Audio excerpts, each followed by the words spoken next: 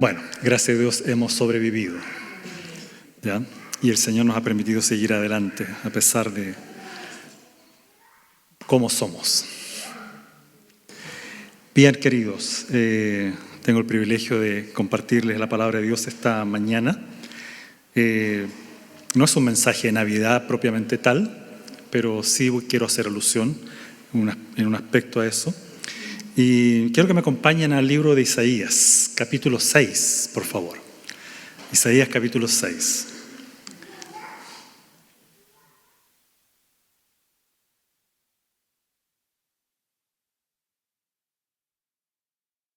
Son 13 versículos, vamos a leerlos todos y para tener más claridad y más contexto también con respecto a lo que voy a hablar.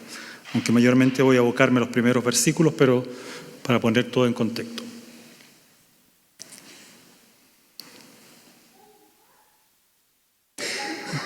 Ok, dice así la palabra de Dios. En el año de la muerte del rey Uzías, vi al Señor excelso y sublime, sentado en un trono. Las orlas de su manto llenaban el templo. Por encima de él había serafines, cada uno de los cuales tenía 6 alas.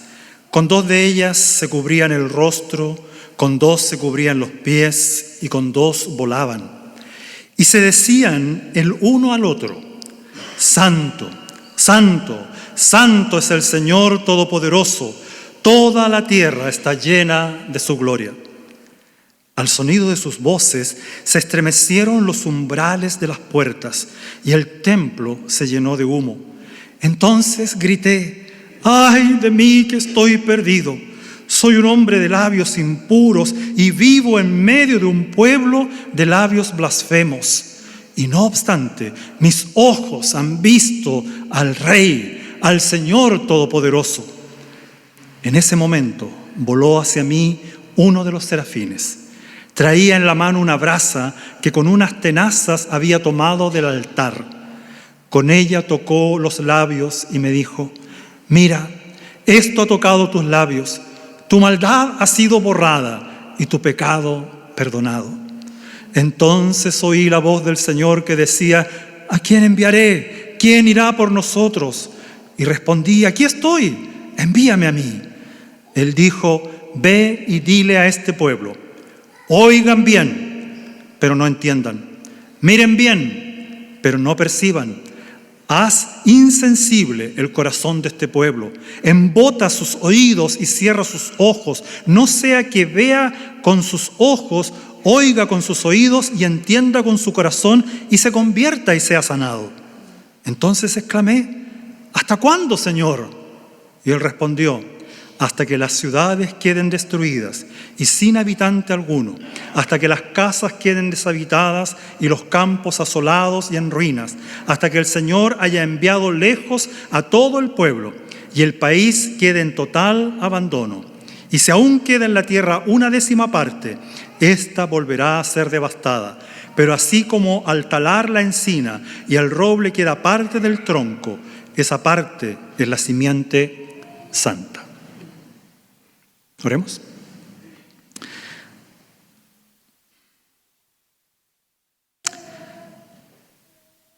Señor, sin duda indignos somos de estar ante tu presencia. Señor, no hay nada bueno en nuestras vidas y solo mereceríamos el justo castigo tuyo. Pero Señor, por algo que va más allá de nuestra comprensión, pero que está revelado en tu palabra, sabemos, Señor, que tú has querido tener misericordia de quien has querido tener misericordia.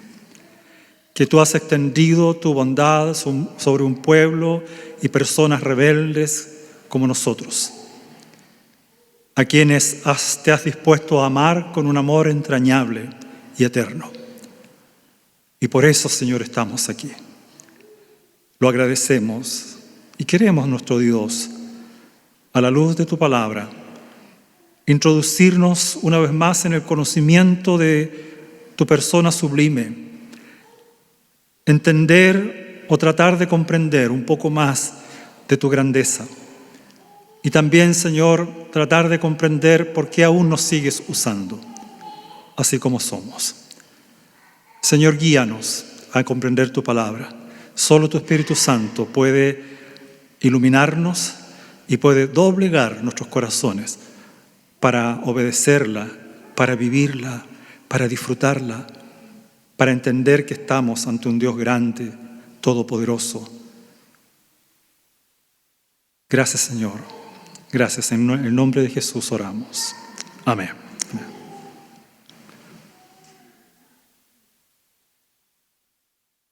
Una pregunta retórica. Es decir, no me la respondan en voz alta, eso quiero decir. ¿Cuál es el anhelo más grande de tu corazón hoy? Un par de segundos les doy. Repito, ¿cuál es el anhelo más grande de tu corazón hoy? Con sinceridad. Yo quiero un auto nuevo. ¿O no? Podría ser.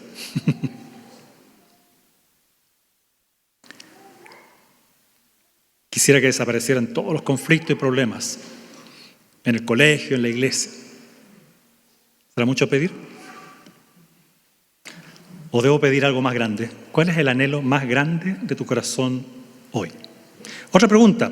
¿Qué es lo que te mueve y te identifica como hijo de Dios? ¿Qué es lo que te mueve y te identifica como hijo de Dios? ¿Te mueve tener la bendición de Dios para tener los recursos diarios? ¿Te mueve tener un buen esposo y por eso estás contento y feliz? ¿Te mueve tener una esposa sumisa? ¿Por qué se ríen por ahí?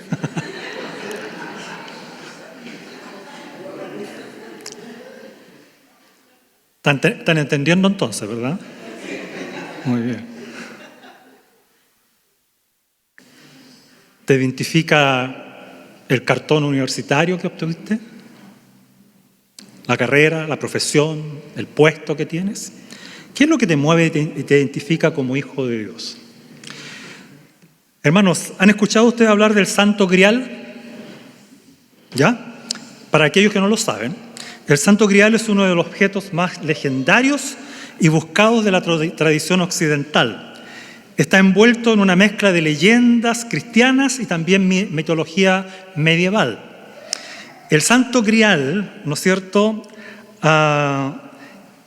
en su versión más extendida, podríamos decir, y conocida, se le identifica como el recipiente que Jesucristo usó para beber y consagrar el vino de la última cena con sus discípulos. Ya que hoy día tenemos la Santa Cena, aprovechemos a usar la ilustración. ¿Se imaginan? ¿Ya? Eso es lo que buscan algunos.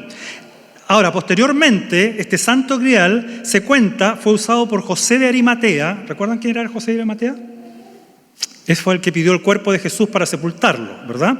Se dice que él recogió en esta misma copa la sangre de Jesús que brotó de su costado en la crucifixión. Eso dice el mito, ¿ya? Y por contener la sangre de Cristo, se le atribuyen a este Santo Grial poderes milagrosos, como propiedades curativas, la capacidad de alimentar a multitudes y la concesión de la vida eterna o la longevidad a quien beba de él. Así que por eso es buscado el Santo Grial. Es lamentable, a veces pienso, hermanos míos, cómo ciertos aspectos del cristianismo han sido utilizados solo como fuentes de ganancias personales, por el puro deseo de obtener algo que me satisfaga material, física o emocionalmente de esto que llamamos cristianismo. Pero no encontramos en ninguno de estos elementos, no encontramos muchas veces en ninguna de estas personas la búsqueda de Dios por el solo hecho de ser ¿quién? Dios, el Creador y el Salvador. Queremos, ¿qué cosa? Los beneficios, pero no queremos al beneficiador. Por esta razón, queridos, el mensaje de Isaías que quiero predicarles hoy día sigue siendo un mensaje pertinente, atingente a las necesidades más profundas del ser humano, necesario para nuestras vidas si es que realmente queremos encontrar nuestra verdadera identidad en tiempos donde reina la confusión, no solo en este mundo sin Dios, sino aún más triste, hoy día está reinando esta confusión y esta distorsión del cristianismo en el seno de la iglesia cada día. De todos los atributos de Dios, es interesante, solo hay uno que es repetido 3 veces en la Biblia. ¿Cuál es? Santo, santo, santo. Ninguno de los otros atributos se repite así. No se dice amor, amor, amor. O bondad, bondad, bondad. O misericordia, misericordia, misericordia. Por esta razón es que este atributo, hermanos míos, requiere que tú prestes atención profunda a lo que significa. Y esta cita de Isaías por excelencia es conocida porque nos introduce en lo que significa este concepto y cómo este afecta o debería afectar nuestra vida. A propósito, en estos días en que se supone estamos recordando la encarnación del Salvador del mundo, Navidad, ¿no es cierto? Eso significa el nacimiento, la encarnación de Dios en Cristo. La gran mayoría en nuestra sociedad hoy día solo se desvive ¿por qué cosas? Por adornar sus casas con innumerables luces. ¿Cuál tiene más luces hoy día, no es cierto? El gastadero que va a salir el próximo año. Otros se desviven comprando regalos. Y otros se desviven preparando una deliciosa cena. Ninguna de estas cosas en sí está mal. Ojo, cuidado, no estoy hablando en contra. Me gusta ese ambiente. Pero el problema es que muchas veces el gran ausente de la cena, el gran ausente de los regalos, el gran ausente de los adornos, ¿quién es? Jesús. Como que existe algo, ¿no es cierto?, luminoso, extraño en la mención de Jesús en Navidad. Cuando esta debería ser la fecha por excelencia para recordar, como que la gente, ¿qué le hace? Como Melquiades, huyamos hacia la derecha. No nos involucremos, ¿no es cierto?, con el tema del nacimiento de un Dios hecho hombre. Está algo tan extraño para la gente. Entonces hoy día tenemos una Navidad vanidad, diría yo. Una Navidad vacía, sin contenido. Y todo es así, puro amor. Como en el aire, así una cosa extraña. Hermanos, ¿por qué es importante la consideración de Dios como santo? ¿Por qué es importante la consideración de Jesús? Dice, el santo ser que nacerá. Eso dice, ¿verdad? No dice solamente que nacerá Jesús, el Salvador, sino que es el santo ser, porque emana del que es 3 veces santo. Hermanos, es importante esta consideración y Isaías lo identifica de una manera tan clara, tan potente, que quiero llevarlo a considerar. Miren, versículo 1, 6:1. Dice, comienza así Isaías, en el año de la muerte del rey Usías. Antes de considerar la historia de los santos, de aquel que es santo, Isaías, hermanos, nos está entregando una advertencia con letreros luminosos, con relieve, pero muy notorio. Y dice aquí este letrero una sola palabra. ¿Cuál es? Usías. Toda la gente de los tiempos de Isaías sabía lo que significaba el nombre Usías. Cuando se mencionaba el nombre de Usías, ¿no es cierto?, la gente decía inmediatamente, cuidado, zona de peligro, cuidado con los escalones. No sean como Usías al final de sus vidas. Usías, hermanos, para los que no saben, fue un rey en Jerusalén que reinó, como en nuestros países democráticos, 4 años. No, 52. 52 años. Si nos molesta, ¿no es cierto?, y nos hallamos la hora que terminen los presidentes en 4 años, ¿no es cierto?, porque empiezan todos bien y después ya nos hallamos la hora que se vayan. Queremos otro, ¿ya? Imagínense los reyes, la gente en Israel, y tú siendo un israelita tenés que soportar a un rey por 52 años. Menos mal que no había internet, Facebook, Instagram, porque ¿cómo lo habrían pelado el pobre? ¿Ya? El relato de su historia se encuentra en 2 Crónicas 26, quiero llevarlos ahí una vez más. Yo lo he leído antes y he predicado sobre esto antes, pero quiero hablar algunas cositas, espero, nuevas. 2 Crónicas 26, acompáñenme ahí para ver una parte de lo que es el relato. Solamente quiero leer versículo 15 en adelante, para que más o menos se embullan en lo que es, ¿no es cierto?, de lo que es la vida de Usías.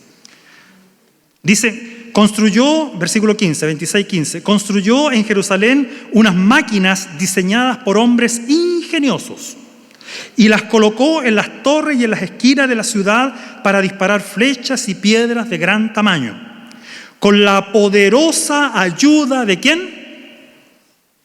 ¿Qué dice ahí? ¿Qué dice la Biblia? Versículo 15, con la poderosa ayuda de ¿quién? ¿Estás leyendo, no, la Biblia? Con la poderosa ayuda de Dios, Usías llegó a ser muy poderoso y su fama se extendió muy lejos. ¿Quién lo ayudó a Usías? Dios. ¡Wow! ¿Ya? Entonces, ¿por qué yo dije peligro? ¿Por qué dije cuidado? Miren, y aquí viene. Sin embargo, versículo 16. Sin embargo, cuando aumentó su poder, Usías se volvió humilde, arrogante, lo cual lo llevó a la bendición, desgracia. Se rebeló contra el pueblo, el Señor, Dios de sus antepasados. ¿Y qué hizo? Se atrevió a entrar en el templo del Señor para quemar incienso en el altar. ¿Y cuál es lo malo? Versículo 17.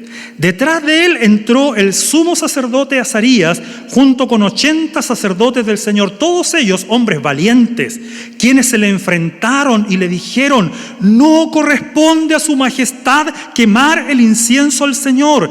Esta es la función de los sacerdotes descendientes de Aarón, pues son ellos los que están consagrados para quemar el incienso. Salga usted ahora mismo del santuario, pues ha pecado, y así Dios el Señor no va a ¿qué? A honrarlo.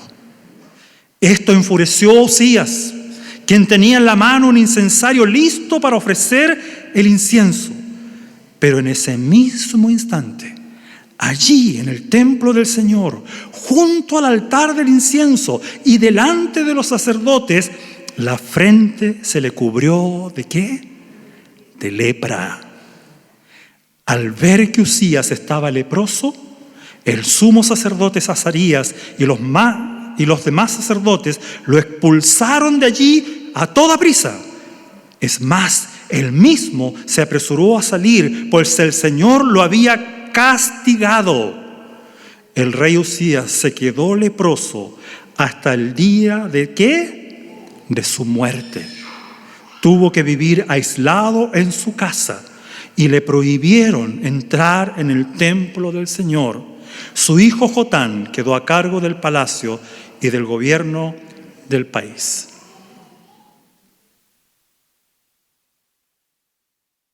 En el año de la muerte del rey Usías.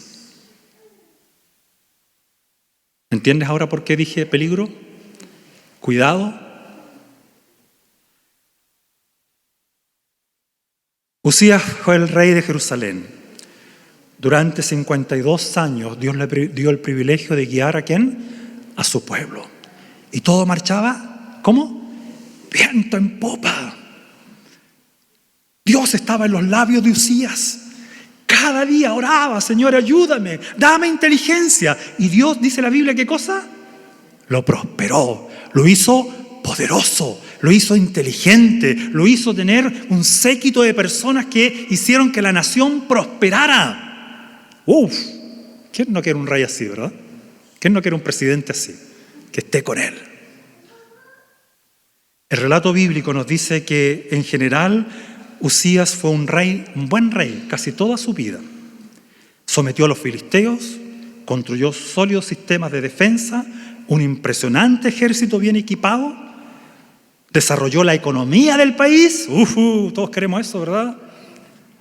Y aprendió el temor del Señor, porque Zacarías, su pastor, era el que estaba junto a él todos los días. Tenía un pastor que lo guiaba.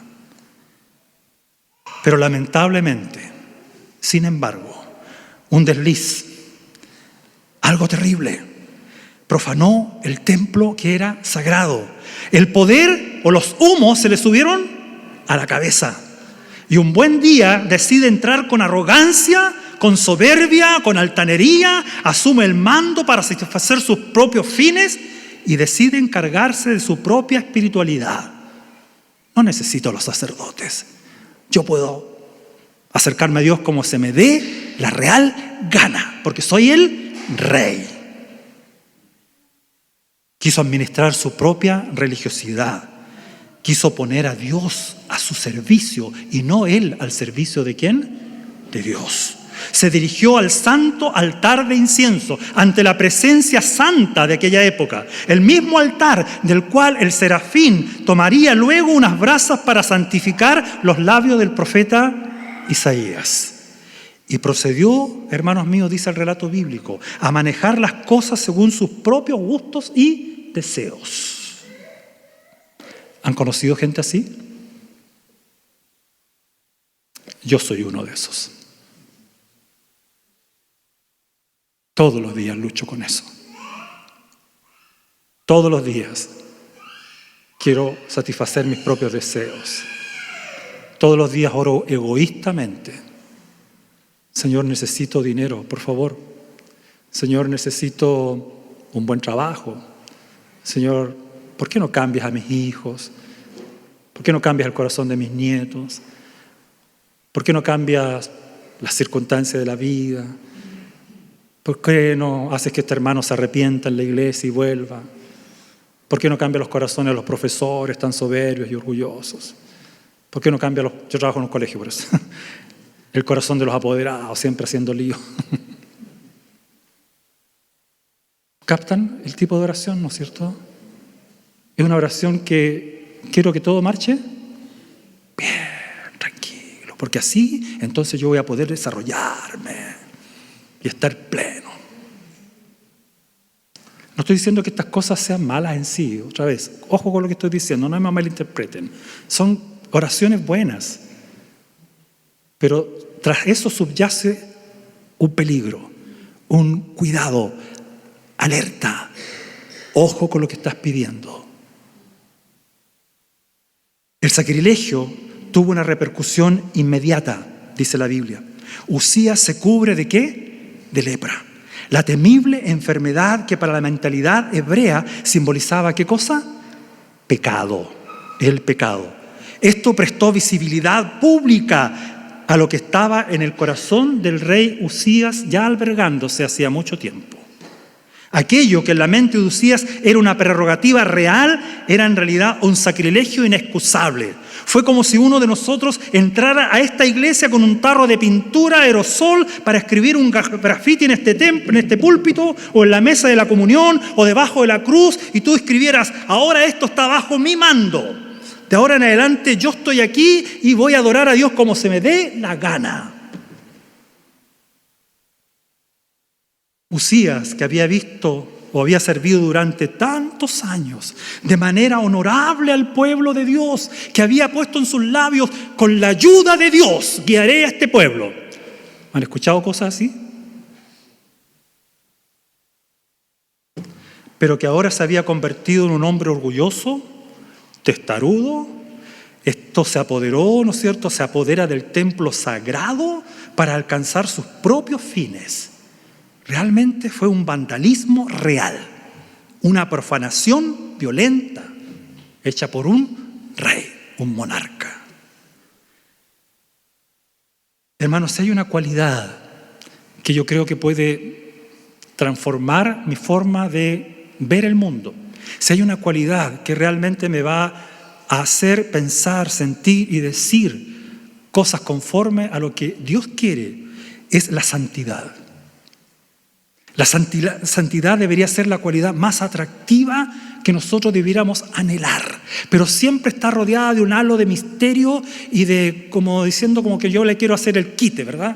La santidad, ahí viene para allá. Que no me alcance. No quiero que digan, ay, el santurrón, ay, la santurrona. ¿Han escuchado eso, no es cierto? Porque tiene un halo de desprecio, como que, no, ¿para qué vamos? No. Debería ser la cualidad más atractiva, la experiencia más intensa que tenemos de la vida en sí. Porque la santidad comprendida realmente es realmente un vivir auténtico, un vivir puro, directo, no una vida que observamos simplemente, sino una vida que disfrutamos a la distancia. Cuando vivimos apartados para Dios, cuando Dios toma el control de mi vida, entonces sí realmente hay una identidad real en tu vida. Pero a Uzías no le interesaba nada de esto. Él quería hacerse notar. No reflexiona ante la presencia de quien está, el Dios 3 veces santo. Lo mueven simplemente sus deseos personales, su egoísmo. ¿Cuántas veces hemos actuado de la misma manera al decir que estamos sirviendo a Dios cuando en realidad lo que quiero es destacarme? Y de repente Dios te presiona y te mete en un lío, en un problema y aflora lo que hay realmente ¿en qué? En tu corazón. Somos como Marta. Nos afanamos, nos turbamos, pretendiendo que estamos sirviendo al maestro, ¿no es cierto? Vamos a preparar el té, vamos a preparar una comida rica, viene el maestro, vamos, y se empezó a afanar, ¿no es cierto? Ahí, limpiar, trapear, pasar la aspiradora, no sé qué cosa hizo. Listo, las asiento allí, llega el maestro, pasa, siéntate por favor. Y se mete a la cocina y ahí empieza, ¿no es cierto? ¿Qué cosa? En realidad, a Marta la movió el orgullo, no la movió la santidad de Jesús. A veces no somos capaces de ver que estamos ante el santo, aquello que es diferente, aquello que es glorioso. Por contraparte, hermanos, el relato nos dice que Isaías era muy consciente de quién era su Dios. Miren lo que dice en la parte B. Vamos a Isaías 6, la segunda parte. Dice: después de la muerte del rey Uzías, ahora Isaías exclama y dice algo.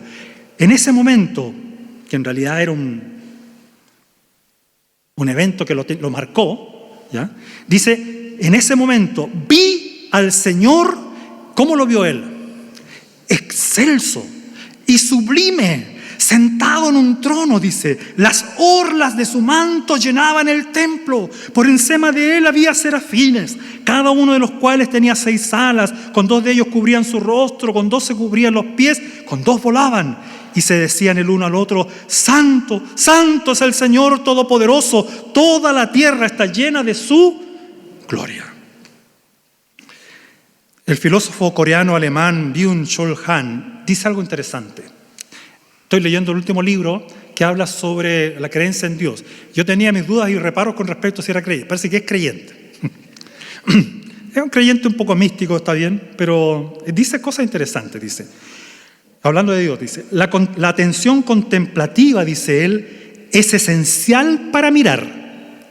Escucha bien, ¿entiendes? La atención contemplativa es esencial para mirar. Una cosa es ver, otra cosa es mirar contemplativamente, es decir, con mucha atención. Esa atención, dice él, observa las cosas sin pretender apropiarse de ellas. Uzías quería apropiarse ¿de quién? Del control de Dios. Isaías, ¿qué dice? Señor, tú tienes el control. Tú eres el excelso. Aquí estoy yo. Haz lo que quieras. Si quieres consumirme, destruirme, ok. Si quieres llenarme, ¿no es cierto?, de tu gloria, aquí estoy.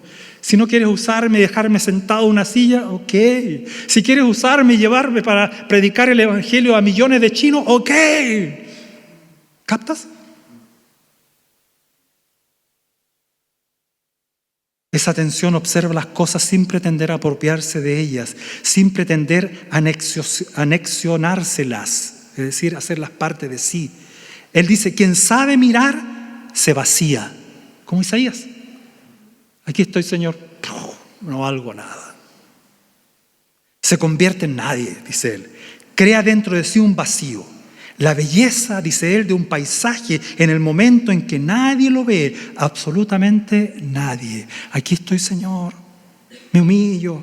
Yo creo que Isaías estaba tirado, porque en esa época los israelitas se tiraban al suelo de guata. Aquí estoy.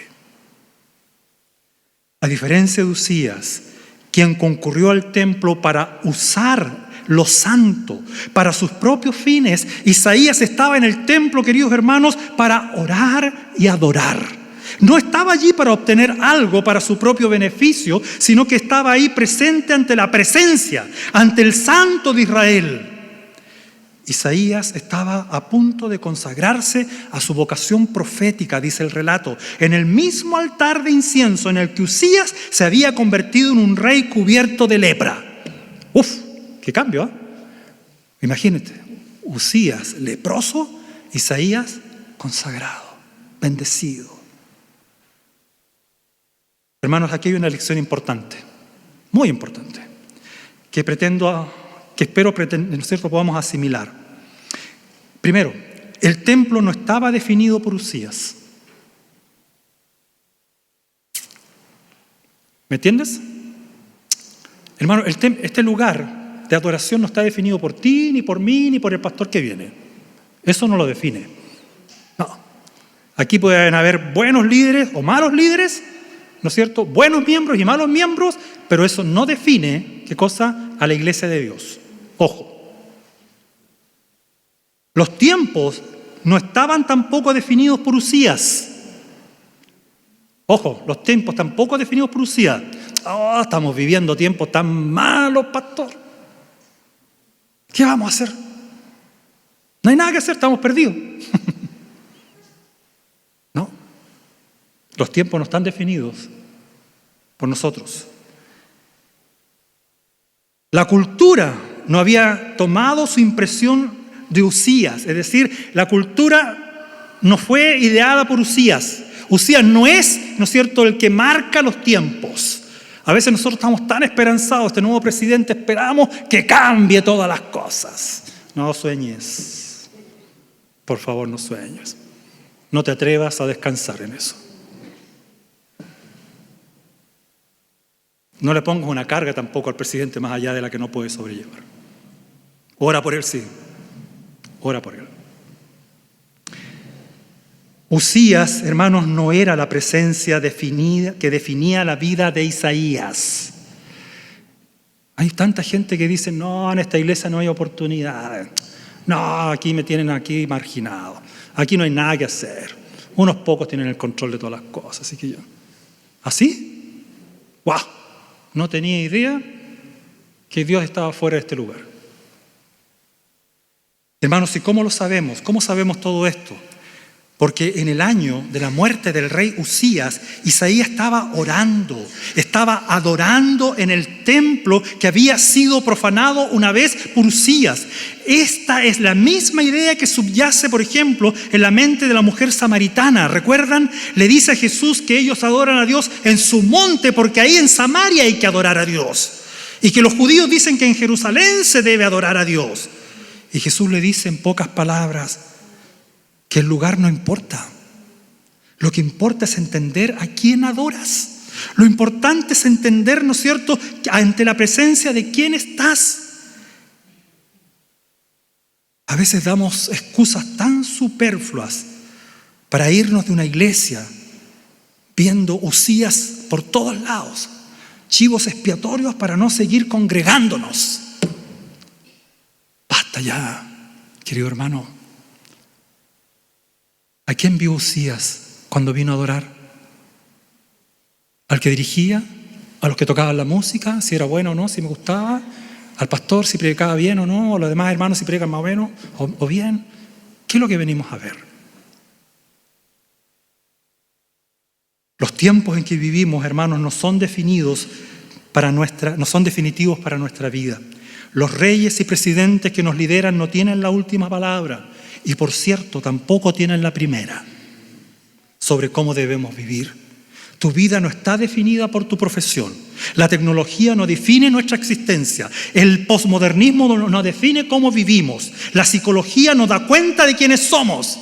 Hoy día le estamos haciendo tanto caso a los psicólogos. No, es que yo tengo esto, tengo lo otro, y por eso soy así, soy asá, y no, acépteme como soy, porque el psicólogo me definió. ¿Así? ¿Para qué queremos a Dios entonces? ¿No es cierto? ¿De qué nos sirve? Hermanas, hermanos, hermanas, nuestra vida es definida por Dios en Cristo. Es en Cristo que se da comienzo a una nueva vida, dice la Escritura. Aquel que está escrito, nueva criatura es. Y una nueva perspectiva de la vida se nos da a través de Cristo. Porque Cristo vino al mundo para traer, ¿qué cosa? Luz. ¿O no? Para eso vino Cristo. Maravilloso, glorioso. Pero hoy día queremos ver las casas iluminadas con luces artificiales. Queremos ver un regalo que me dé alegría por un día al año. ¿Queremos qué cosa? Queremos una comida en la que toda la familia ojalá esté bien y nadie se pelee. A propósito, todas las cenas familiares terminan peleando siempre igual. Siempre alguien mete las patas. Perdón la expresión.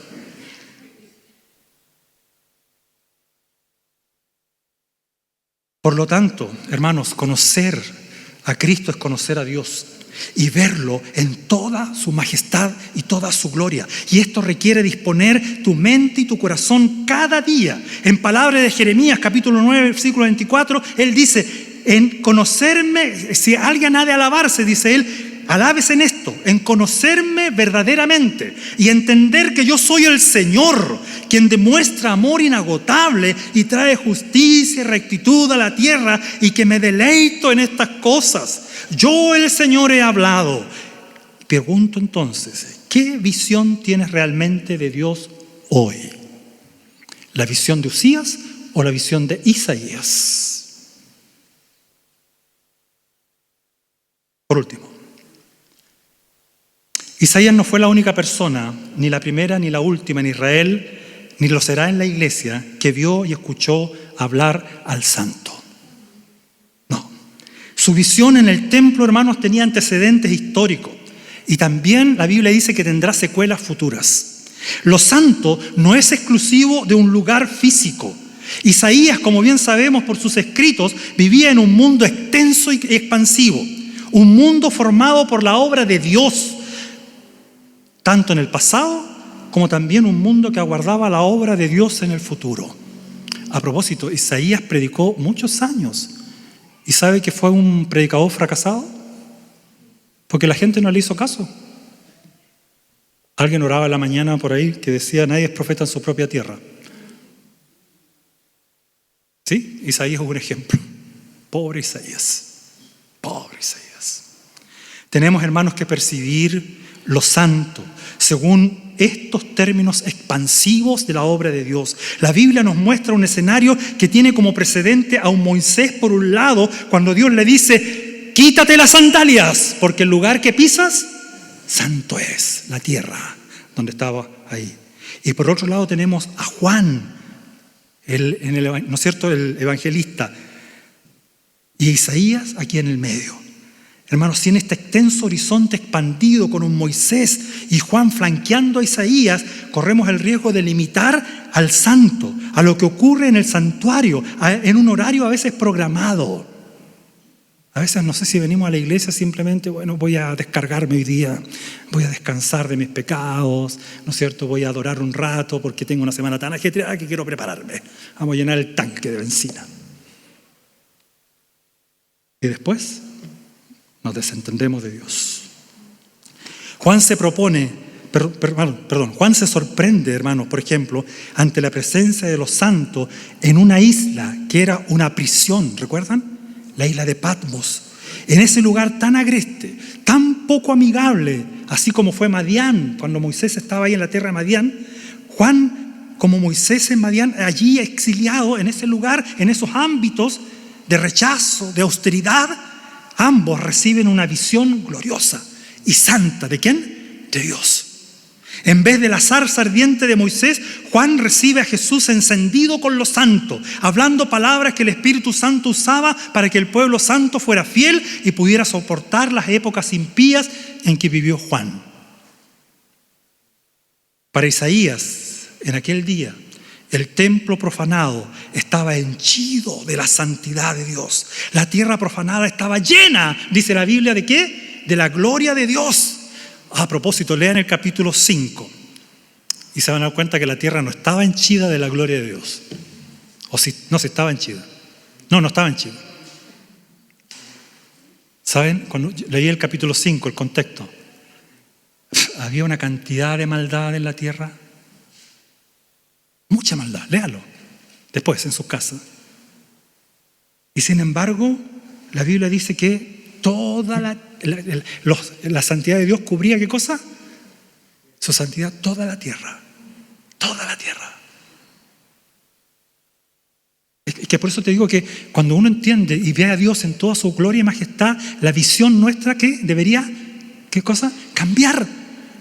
Ya no lo veo pesimistamente. No quiere decir que desconozca lo malo que pasa alrededor. Sí, hay que reconocer que hay cosas malas. El problema es que a veces eso domina en mi mente, en mi corazón, y me transformo en ¿qué cosa? En un amargado. Señor, ven pronto, por favor, que ya estoy hasta acá. Y te quedáis paralizado sin hacer ninguna cosa porque estáis esperando que el Señor venga. ¿Me capta o no? Cuando la santidad de Dios, ese anhelo, ¿no es cierto?, ardiente en mi corazón por ver a Dios en toda su majestad, como realmente Él es, debería hacer que yo me moviera y no parara. Tenemos que ponerle fin a la costumbre ignorante y escéptica de permitir que los periodistas del día nos informen y nos hagan pesimistas de lo que sucede. ¿Sí o no? Oh, escuchaste la noticia. Oh, sí está terrible la cosa. ¿Qué vamos a hacer? ¿Qué vamos a hacer? Hermanos, tenemos que otorgarle a Isaías la misma atención que a veces le prestamos a la televisión. Y más todavía. Y prestarle atención a lo que dice, a su visión. Santo, santo, santo. ¿Qué es lo que estás mirando hoy día? ¿Qué ves? Termino. Hermanos, Isaías no fue un espectador de lo santo, sino que participó de ello. Al sonido de sus voces se estremecieron los umbrales de las puertas y el templo se llenó de humo. Entonces Isaías, después de esta visión, grita: ¡ay de mí, estoy perdido! Soy un hombre de labios impuros y vivo en medio de un pueblo de labios, ¿de qué tipo? Blasfemos. Y no obstante, no obstante, sin embargo, a pesar de, ¿qué dice? Mis ojos han visto al Rey, al Señor Todopoderoso. En ese mismo momento voló hacia mí uno de los serafines, traía en la mano una brasa con unas tenazas que había tomado del altar. Con ella tocó mis labios y me dijo: mira, esto ha tocado tus labios, tu maldad ha sido borrada, tu pecado perdonado. Hermano, mis labios, me tocó los labios, dice Isaías. El Señor me tocó mis labios. El Santo, el Santo, el Santo me perdonó, te limpió de tu maldad, te dijo: ven, sé mi hijo, te voy a usar para que proclames mi santidad a este mundo inmundo. Él no fue un espectador de los santos, simplemente. No fue contemplativo y se quedó paralizado. Señor, aquí sí quisiera estar siempre, no me saques de aquí. ¿Sí o no? Sí, pues sí, sin duda. Yo también lo habría a lo mejor deseado. Me siento bien, estupendo. Lo particular de los santos, hermanos, es que no lo podemos conocer o entender a menos que penetremos en ello, a menos que nos dejemos formar por este Dios santo. No es un tema que podamos aprender leyendo libros o concurriendo a clases. A veces podemos llenarnos de discipulado y clases y predicaciones y escuelas dominicales y todo lo que queramos, que no está mal. Lo necesitamos sin duda. Pero a la santidad hay que ingresar. Hay que decir como Isaías, ¿qué cosa? Heme aquí, Señor. Heme aquí. Se lleva a cabo en nosotros de la misma manera que se llevó a cabo en Isaías. Algunas cosas no cambian y no existen atajos, hermanos, para conocer a Dios y vivir de Dios, vivir retroalimentados por Dios día a día. Por lo general comienza con una sensación abrumadora de incompetencia, de pecado, de falta de méritos. ¿Lo has tenido? Hace poco con un hermano estaba conversando sobre eso porque me escribió sobre eso. Está aquí, no voy a decir quién es, tranquilo, él lo sabe. Pero yo le dije, es lo mismo que me pasa a mí todos los días. Me siento tan indigno, pastor. A veces no sé si soy creyente o no. ¿Cómo saberlo? A veces hay tanto pecado que albergo por ahí. Y yo le dije, vas por buen camino. El que no toma conciencia de eso, ese yo me preocuparía. El que piensa, ¿no es cierto?, como Usías. A ver, Señor, ponte a mi servicio. Vamos a hablar de rey a rey.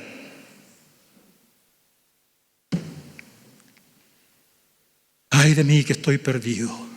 Mis palabras son profanas, Señor, son impuras.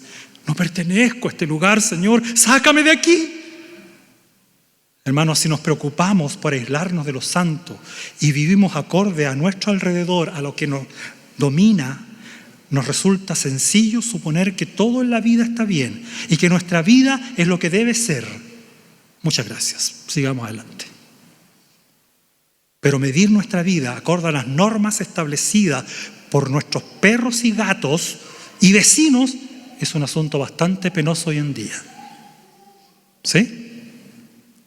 Hoy el otro día escuchaba con mi esposa en la radio hablando sobre animales. No estoy en contra de los animales, yo tengo un animal, lo queremos, siempre me trae una piedra y se la pateo, la voy a buscar, bueno, ahí jugamos un rato. Pero esto de, oye, sí, hay gente que se parece a su perro, ¿te has fijado? ¿Identidad en un gato? ¿Identidad en un perro? Antes las familias tenían como 20 hijos. Después empezaron a bajar a 10, 5, 3. Eso está bien y ya es mucho. 1 es suficiente. Si no me estreso.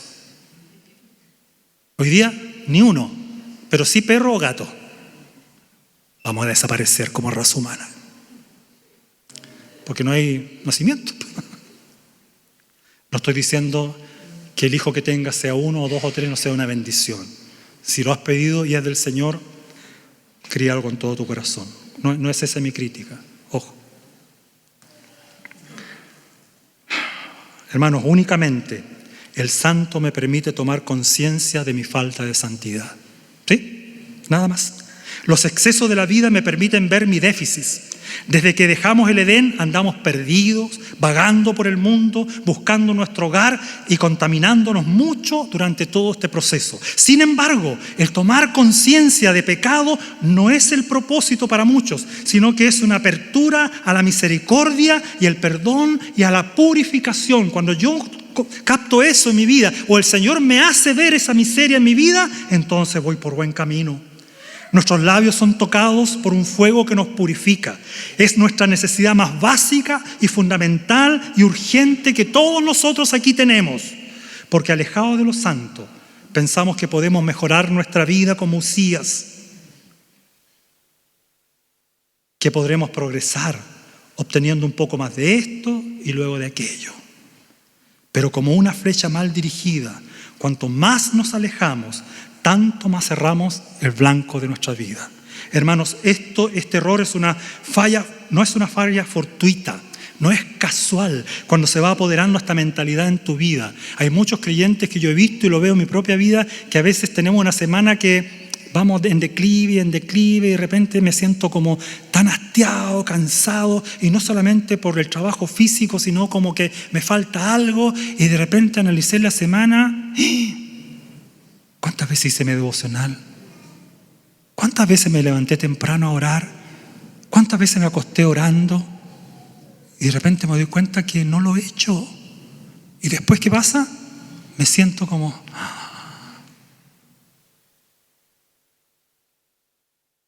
El El pecado y las impurezas se expresan, no bien abrimos la boca, aun cuando nuestra charla sea cordial y honorable. Siempre hay pecado. Y Dios responde mediante la purificación, hermanos míos, de nuestro lenguaje, dándonos la capacidad de decir que sí a su sí. El ángel es testigo luminoso, dice aquí la Biblia en Isaías. Este serafín, que significa el que arde, ¿qué hace? Quema las impurezas del pecado tomando unas brasas. ¿De dónde? No son las brasas del altar, sino son las brasas del altar de allá. Para que podamos comunicarnos de corazón a corazón con Dios y no con la actitud soberbia de un Usías. Porque la obra principal de Dios en nosotros no es la condena, sino el perdón. Él quiere perdonar. Dios no envió a su Hijo al mundo para condenar al mundo, sino ¿para qué? Hermanos, ¿para qué vino? Para salvarnos por medio de Él. El encuentro y participación de Isaías en la santidad no se origina, hermanos, que se origina en Dios, se derrama en nuestra vida también, se puede derramar en nuestra vida, porque proporciona una historia que es conveniente, necesaria, confiable para nosotros, contra la que podemos verificar la autenticidad de nuestras propias historias. La participación en lo santo es un asunto, sí, complejo, pero estos elementos, hermanos míos, son necesarios de vivirlos. Ay de mí que estoy perdido. Es abolida la autosuficiencia en Isaías.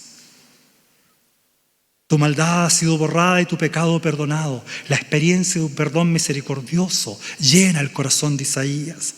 ¿A quién enviaré? La invitación de Dios a realizar la obra de un siervo. Aquí estoy, envíame a mí. Es la respuesta humana de estar delante de Dios con fe y obediencia. Hermanos, mediante la adoración a Dios, mediante el reconocimiento de Dios como el Santo, podemos adquirir una presteza y percepción de la santidad y la práctica de esta. Estemos donde estemos, sea Madián, sea en la isla de Patmos, sea en Jerusalén, sea en Santiago de Chile o en cualquier lugar del mundo. Estemos sentados en el banco de la iglesia, como ahora, manejando un automóvil mañana, leyendo un buen libro, mirando pasar una nube, distraídos, escribiendo una carta o cortando una flor silvestre.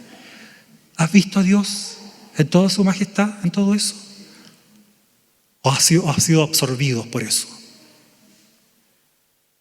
Hermanos, estemos donde estemos, hagamos lo que hagamos, hay más, y ese más es Dios que se revela en Jesús mediante el Espíritu Santo. Ese más no tiene nada que ver con lo cosmético, nada que ver con tu conducta externa. La santidad nos transforma desde adentro, aunque rara vez, ¿no es cierto?, lo haga rápidamente y sea notorio, entre comillas, a mi propia vida. Aunque muchas veces uno escucha que otros sí te lo dicen, ¿o no? Tú has cambiado, tú eres diferente.